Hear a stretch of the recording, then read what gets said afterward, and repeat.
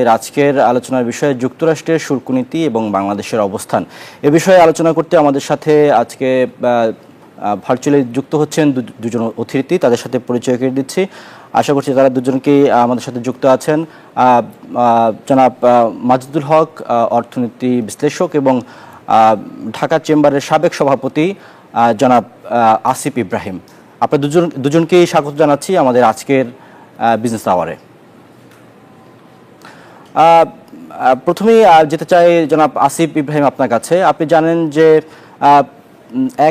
পহেলা August যেই আমাদের সামনে যে এখন সময় আছে যে পয়লা আগস্ট থেকে নতুন শুল্ক হার কার্যকর হবে, তো এখন আসলে বাংলাদেশের এই রপ্তানির বাজারে কি প্রভাব পড়তে পারে? যদি এটি না কমে বা এই জায়গাতেই থাকে 35% থাকে, তাহলে আমরা আমাদের রপ্তানির বাজারের প্রভাবটা কি হবে এবং বিশেষ করে যুক্তরাষ্ট্রের বাজারে?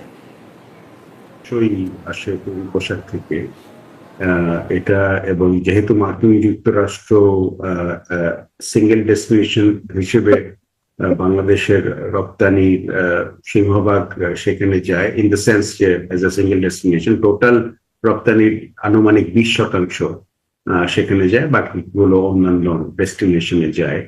তো সেই হিসেবে যদি অন্যান্য কম্পিটিং যে সমস্ত কান্ট্রিগুলো আছে তাদের সঙ্গে আমরা মার্কিন যুক্তরাষ্ট্রের এই রপ্তানির যে শেয়ার সেটা ভাগাভাগি করি, তাদের যদি আপনার প্রতিযোগিতামূলক সক্ষমতা বেড়ে যায় শুল্ক সুবিধাগত কারণে, সেই ক্ষেত্রে আমাদেরকে ওই প্রতিযোগিতামূলক প্রাইস হয়তো আমরা অ্যাচিভ করতে নাও করতে পারি, এবং সেই ক্ষেত্রে যেটা হবে যে হয়তো অর্ডার গুলো অন্যান্য দেশে চলে যেতে পারে।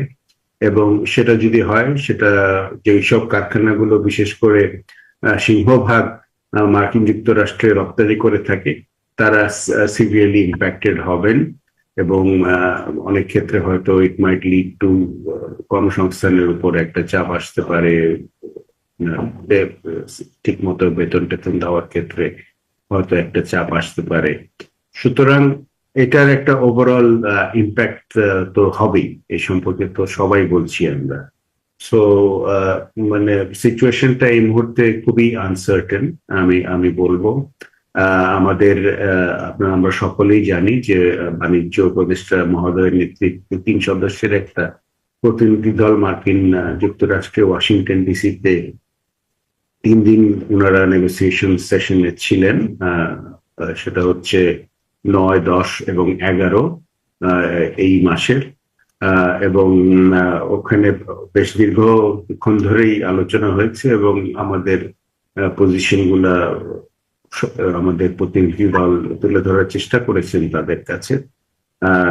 এবং আমরা আশা করব যে এটার প্রেক্ষিতে কিছুটা হলেও যদি মার্কিন যুক্তরাষ্ট্র আমাদের এই কেসে একটু নমনীয় হয়, যেহেতু আমরা একটা উন্নয়নশীল দেশ এবং এই দেশে প্রচুর পরিমাণ লোকের কর্মসংস্থান এই শিল্পের মাধ্যমে হয়, এবং সেই শিল্পের সিংহভাগ আপনার কর্মচারীরা হচ্ছেন আমাদের নারী।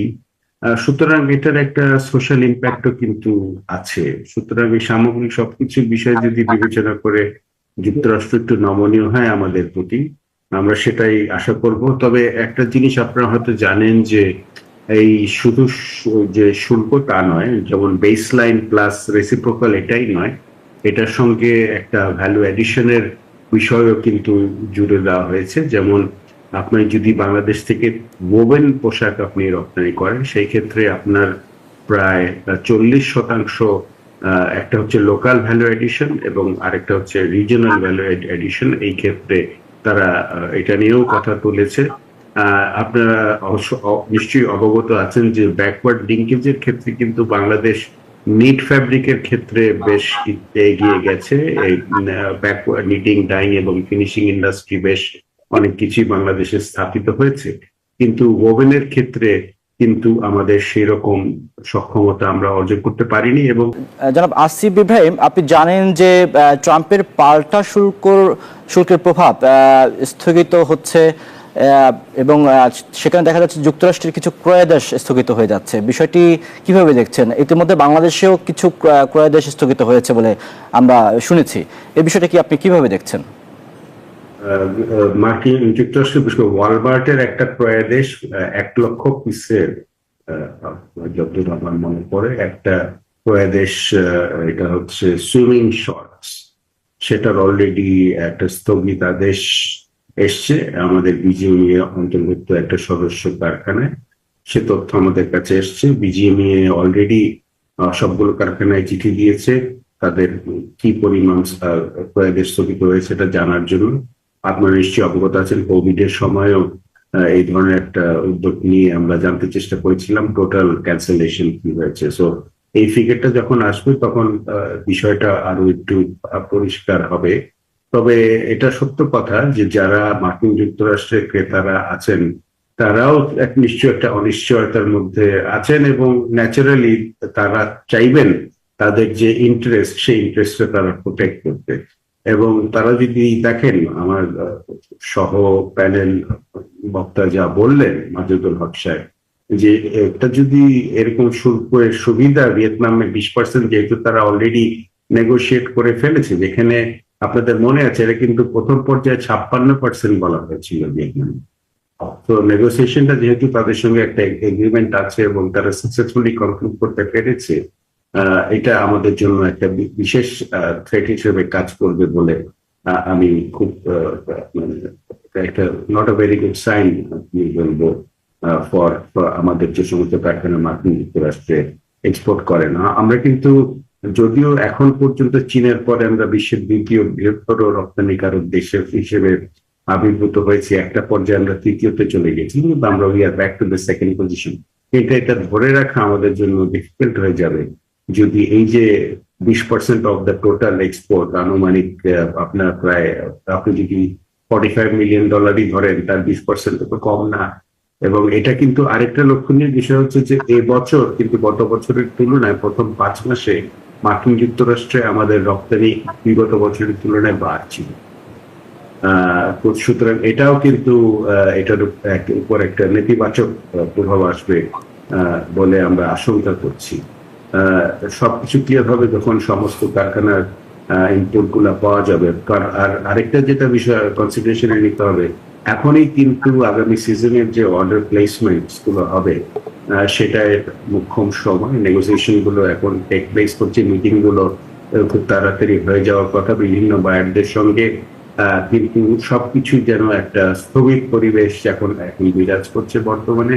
Until the buyers gate A clear picture যে আসলে কি হতে যাচ্ছে, কেউই কিন্তু তাদের দাবার ছক সেভাবে করতে চাচ্ছে না। জনাব আসিফ ইব্রাহিম, আপনার কাছে আরেকটা বিষয়ে জানতে চাই। আপনারা তো মানে বিশ্বের বিভিন্ন দেশেই রপ্তানি করে থাকেন, তো সেক্ষেত্রে এখন যখন ট্রাম্পের এই শুল্ক নীতির একটা চাপ আপনাদের উপরে এসেছে, যেখানে সরাসরি প্রভাব পড়ছে বা পড়বে রপ্তানির উপরে, সেক্ষেত্রে এই যে প্রভাব কাটানো বা ব্যবসায় টিকে থাকা বা রপ্তানির যে গতি সেটিকে অব্যাহত রাখার ক্ষেত্রে আপনারা বিশ্বের নতুন নতুন বাজার খোঁজার ক্ষেত্রে ভাবছেন কিনা, এবং সেক্ষেত্রে এই যে বাড়তি শুল্ক দিয়ে যখন আপনাদের রপ্তানির একটি বড় ধাক্কা খাবে, সেখানে আপনারা এই জায়গাটাতে বিকল্প কি চিন্তা করছেন আসলে? আমাদের বিগত যে সমস্ত সিচুয়েশন এরকম তৈরি হয়েছিল সেখান থেকে শিক্ষা নিয়ে আমাদের এগোতে হবে। এর আগে 2005 সালে যখন এমএফএ আপনার কোটা বিলুপ্ত হয়ে যায়, তখন কিন্তু একটা আশঙ্কা হয়েছিল যে এটার ক্ষেত্রে পোশাক শিল্পে একটা বড় ধরনের বিপর্যয় আসবে এবং ধস নামবে। যাই হোক, প্রাথমিক পর্যায়ে কিছুটা চ্যালেঞ্জ ছিল, কিন্তু সেটা পরে ওভারকাম করতে সক্ষম হয়েছিল বাংলাদেশের তৈরি পোশাক শিল্প। এরপরে যখন কোভিড হলো তখন কিন্তু বিশাল পরিমাণে প্রাথমিক পর্যায়ে অর্ডার ক্যান্সেলেশন হয়েছিল, এটা আপনারা সকলেই দেখেছেন। কিন্তু সেই সময় সরকার থেকে কিছু সহায়তা পাওয়া গিয়েছিল, বিশেষ করে স্যালারি দেওয়ার ক্ষেত্রে একটা শর্ট